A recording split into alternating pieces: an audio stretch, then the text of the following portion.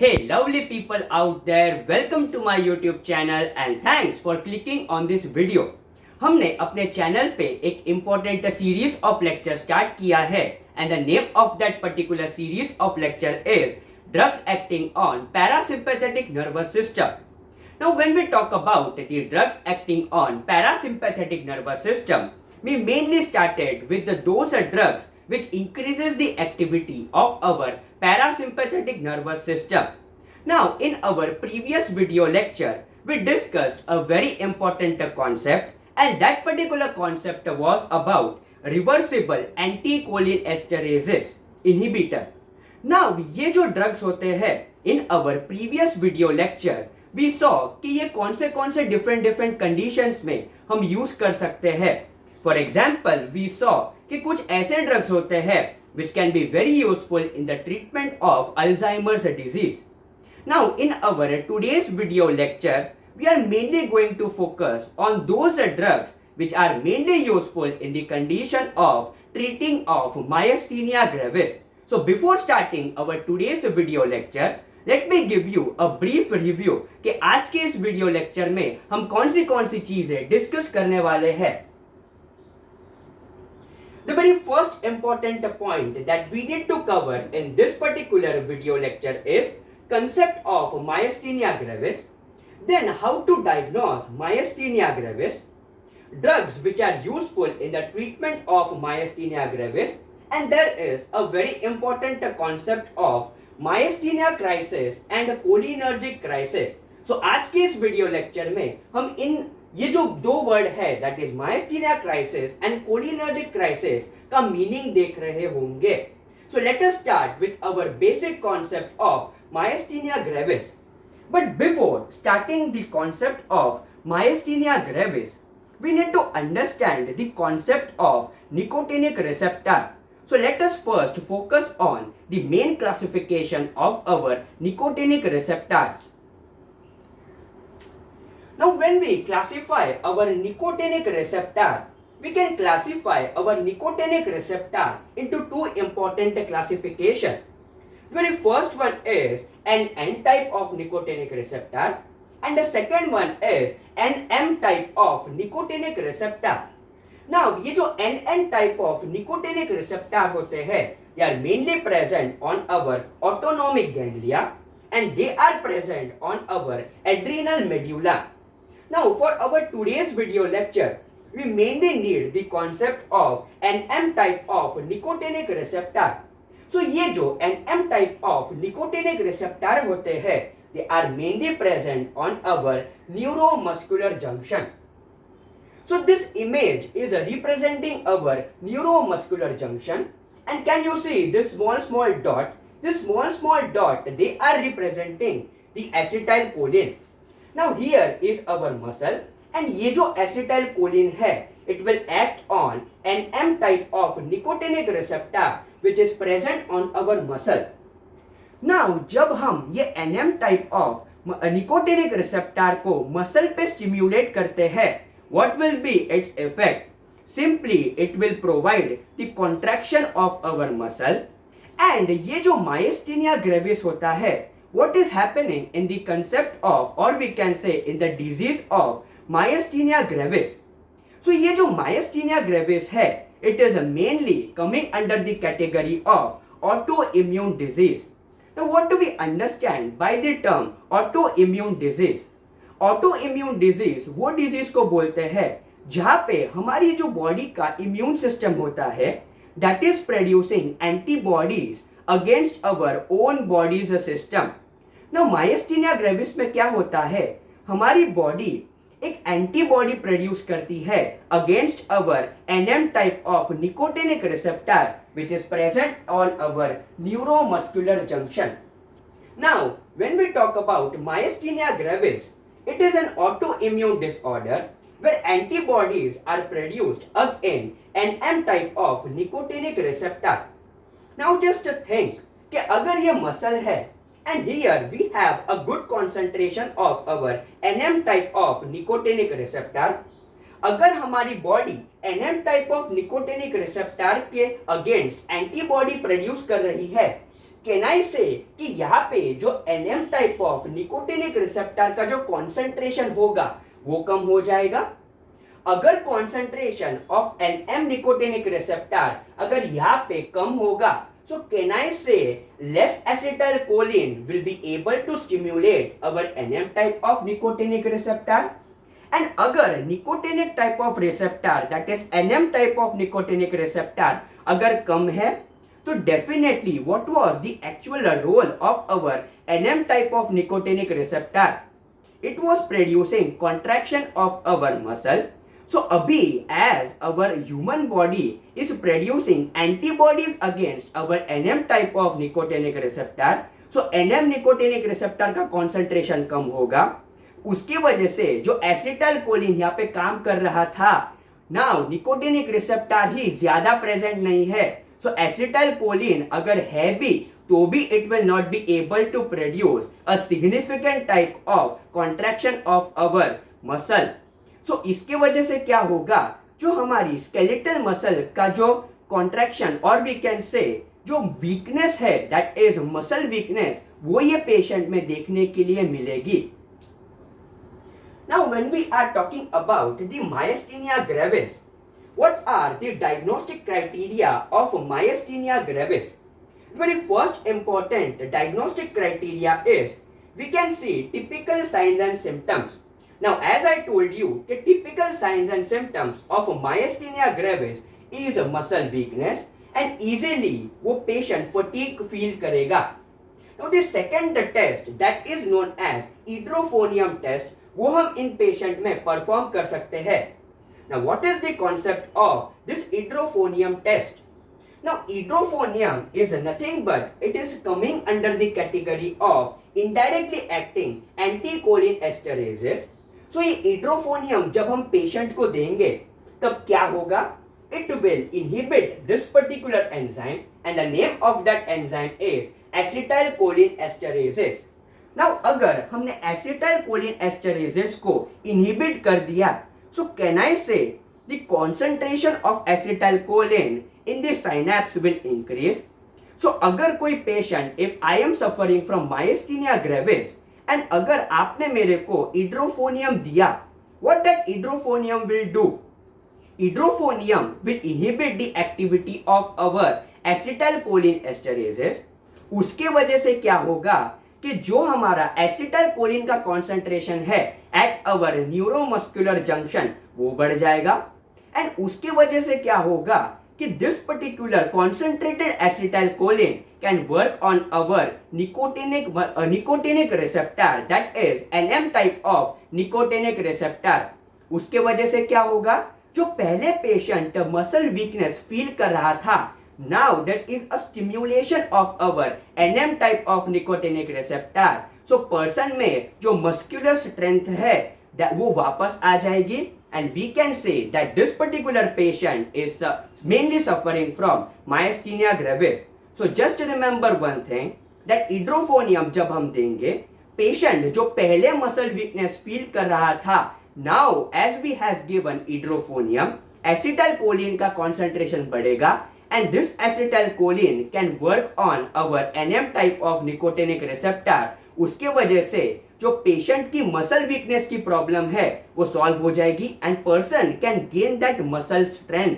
सो अगर आपको डायग्नोसिस करना है of myasthenia gravis, we can use this particular drug that is edrophonium. So edrophonium test is nothing but we give edrophonium 2 to 10 mg and it is given slow IV. It shows the improvement of the symptoms in the patients with myasthenia gravis, and if the patient is showing improvement after the hydrophonium, that means that particular patient is suffering from myasthenia gravis। Now ये जो hydrophonium test होता है, it is also known as tensilon test। Now let us see what are all important uses as well as the properties of our drug that is hydrophonium। So hydrophonium, it is a quaternary ammonium compound। On IV administration it has rapid onset of action, but ये जो hydrophonium होता है it is having very short duration of action and that is only for 8 to 10 minutes. So what are the important uses of hydrophonium? Hydrophonium अभी हमने देखा कि it is a very important drug which can be useful in the diagnosis of myasthenia gravis. Second important use is to differentiate between myasthenia crisis and cholinergic crisis. The third important use is it can be used in the curare poisoning. Hydrophonium is preferred. Why? Because it is having rapid onset of action. Now ये जो point number 2 and point number 3 के uses है वो हम subsequent video lectures में देखेंगे. But for now just remember कि ये जो हाइड्रोफोनियम होता है that is mainly useful for the diagnosis of myasthenia gravis. Now just think, if I am the patient of myasthenia gravis, can you give me therapeutically edrophonium? The answer is no. We cannot use hydrophonium therapeutically. Now the question is why? Because अभी हमने पढ़ा कि ये जो hydrophonium है that is having a very short duration of action and that is for only about 8 to 10 minutes. So हम ये hydrophonium therapeutically patients को नहीं दे सकते हैं. So हमें से कौन से ड्रग्स है जो myasthenia gravis के पेशेंट को दे सकते हैं? Let us see that. The very first important drug which can be useful in the treatment of myasthenia gravis is our neostigmine. Now coming to the properties of our drug, that is neostigmine, it is a synthetic anticholinesterase agent. यानी कि ये जो acetylcholinesterase enzyme है उसको inhibit करेगा and उसके वजह से जो एसिटाइलकोलिन का कॉन्सेंट्रेशन है वो बढ़ेगा. Now this neostigmine, it is mainly having two important actions. The very first one is known as indirect action and the second one is known as direct action. Now how this particular drug is acting indirectly, let us see that. Now ये जो neostigmine है, it will inhibit our cholinesterase enzyme and because of that inhibition of our acetylcholinesterase enzyme, neostigmine can increase the concentration of acetylcholine at our neuromuscular junction, so it can solve the problem of myasthenia gravis. Now second, एक add-on important action भी होता है of our drug that is neostigmine and that is a direct action. Direct action में ये drug क्या करते हैं? It can directly also stimulate our NM type of nicotinic receptor which is present at our neuromuscular junction. Thus, it is improving the muscle power in the patient who is suffering from myasthenia gravis. Now, एक और एक important advantage होता है कि neostigmine does not cross blood-brain barrier and hence it has no central side effects. Therefore, this particular drug that is neostigmine is preferred over physostigmine in the condition of myasthenia gravis. Now, the question is why this neostigmine cannot cross our blood-brain barrier. So in our previous video discussion, हमने ये देखा था कि ये जो neostigmine है that is coming under the category of water soluble drugs and जो भी हमारे water soluble drugs होते हैं they are not able to cross our membrane. So blood-brain barrier को ये neostigmine cross नहीं कर सकता है. That is why अगर ये drug neostigmine अगर brain में जाएगा ही नहीं, ब्लड ब्रेन बैरियर को क्रॉस ही नहीं करेगा, सो डेफिनेटली जो सेंट्रल साइड इफेक्ट है वो प्रोड्यूस नहीं होंगे. That is a very important advantage. Second is कि हम फाइजोस्टिग्मिन क्यों नहीं यूज करते हैं? बिकॉज ये जो फाइजोस्टिग्मिन है that is coming under the category of lipid soluble drug and हमने लास्ट लेक्चर में ही देखा था कि जो भी ड्रग हमारे लिपिड सोल्यूबल होते हैं they can easily cross our membrane. So if we give physostigmine, it can easily cross our blood-brain barrier, brain में जाएगा and central effects, side effects produce कर सकता है. So इसीलिए यहाँ पे ये लिखा है कि mainly neostigmine is more preferred drug as compared to physostigmine. Now there is one more problem with our important drug that is neostigmine. Now neostigmine at the neuromuscular junction, it can increase the concentration of acetylcholine. which will help us to improve the problem of muscle weakness, that is the underlying problem in the condition of myasthenia gravis. But ये जो neostigmine है, it can also increase the concentration of acetylcholine in the periphery, which can lead to other side effects. So ये जो effect है of neostigmine, that is in our case that is beneficial. But ये जो peripheral side effect है, वो unwanted side effect है जो हमें नहीं चाहिए. Now what are these peripheral unwanted side effects? Now neostigmine can have its pronounced action on our gastrointestinal tract, on our urinary bladder, cardiovascular system and also on our eyes. Now GIT में अगर हम acetylcholine का concentration अगर बढ़ा देते हैं, what can be important side effects? So we know कि जब भी हम muscarinic receptors which are present on our GIT को stimulate करते हैं, so definitely जो concentration of HCl है वो बढ़ जाएगा. So patient can suffer from acidity.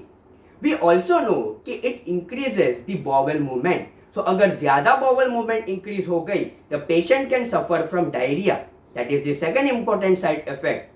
अगर हमने urinary bladder पे M3 muscarinic receptor को stimulate किया, what it will do? It will contract the urinary bladder and उसके वजह से patient को frequent urination की problem हो सकती है.